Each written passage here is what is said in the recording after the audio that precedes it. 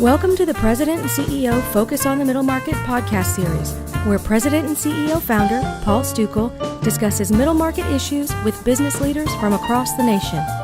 Today, in part 2 of a 2-part series, Paul talks with Ken Esch, Private Company Services Partner at PwC, about the results of PwC's fourth quarter Trendsetter Barometer report on the state of U.S. private companies. The tax issue sort of leads into the regulatory issue. I noticed in your results that the concern about taxation has lessened a bit, right. But regulatory concerns are still there. I mean, obviously, healthcare is got to be a large part of that. Although my sense is, and I don't know if this was borne out in your detailed results or not, my sense is that the Obamacare situation is becoming slightly less a concern, even though it hasn't really been resolved. Are there other? First of all, is that what you saw as well? And number two, beyond healthcare, what are the other regulatory pressures that are being sort of keeping people up at night? Well, I think on the healthcare front, most of our clients at PwC are providing healthcare to their employees. By and large, they meet the requirements, the new statutes under Obamacare. So while there may be some, level of shifting of financial responsibility through co-pays and things like that, there's not been a dramatic change in the healthcare for our clients and their employees. They know that they're just going to have to live with the new rules. I think it's more impactful for individuals that are on their own, with respect to buying health insurance. And then we did find in a prior PwC report that there were very few companies that were expecting to do anything negative around healthcare. So while initially there was a lot of noise in the system that perhaps companies were just going to get out of providing healthcare to their employees, that really didn't come to fruition.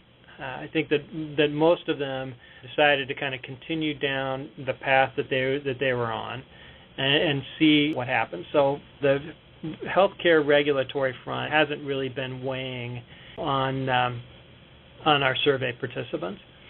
The one that is always kind of a continued barrier, is this lack of demand for products and services. That's always kind of number one, on the list, has been there for a long time.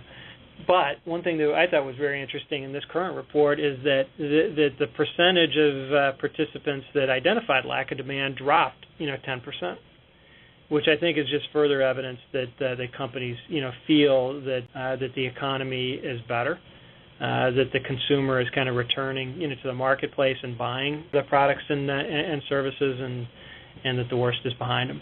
Other regulatory things, on the radar screen for people, I think, are really just around the cost of, doing business.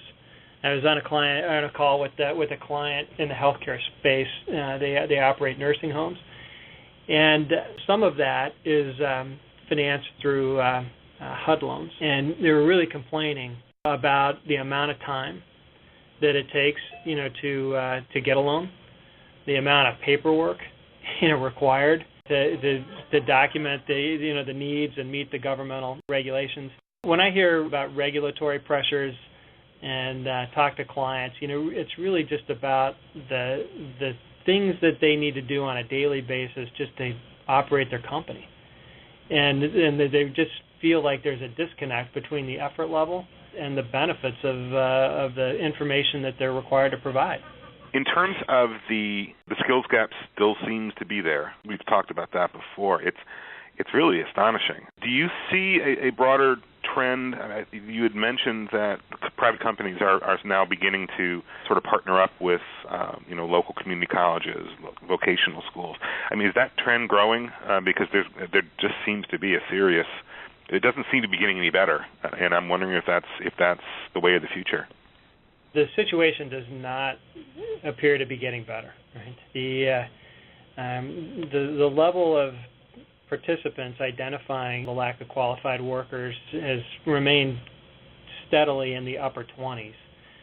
But if you talk to a company, and you ask them the question specifically about job openings and the talent pool from which they're trying to hire, you get a spirited discussion about what's available.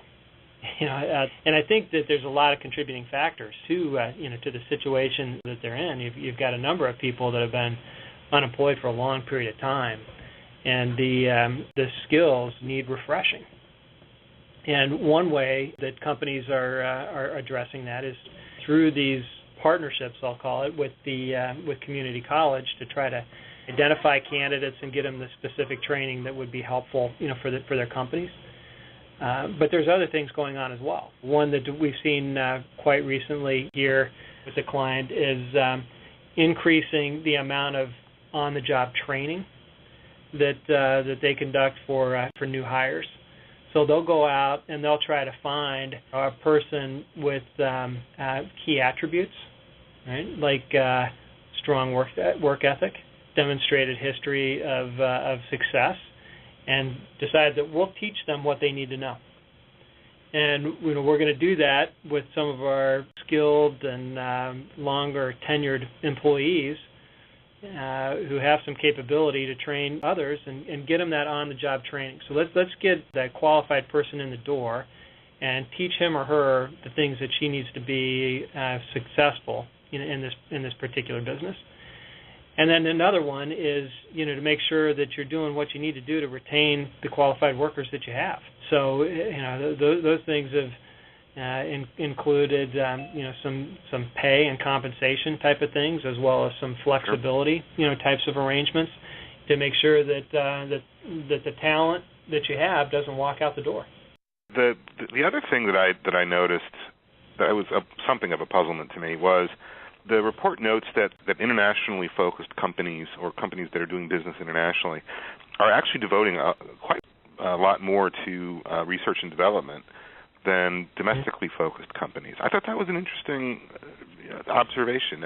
Any thoughts on why that is? I think that part of it is related to the fact that you're serving maybe a different type of customer when you go into these foreign countries. And what works in the U.S. may not work as well in Asia, for example. So that you need to get information from your Asia customer and understand what they like and what they need, and determine how you might tailor your products or services to the local customer. So I think that's where a lot of that R&D is coming through. And then also, if there are in the manufacturing space, for example, if there are design changes that you need to make to your manufacturing process in that foreign jurisdiction, that you can see R&D in that space as well. But I think the major piece of it is all related to tailoring your products and services to the local customer. Okay, Ken, as we always do here, what's the headline? What's the summation of the report? I think it's a healthy report on optimism of these private companies and the expectation of growth over the next year. Even though there are headwinds out there, these businesses are not waiting to see what happens with the government. That they're pushing forward with a growth agenda to drive their company. Be sure to check back for future editions of the President and CEO Focus on the Middle Market podcast series. Thanks for listening.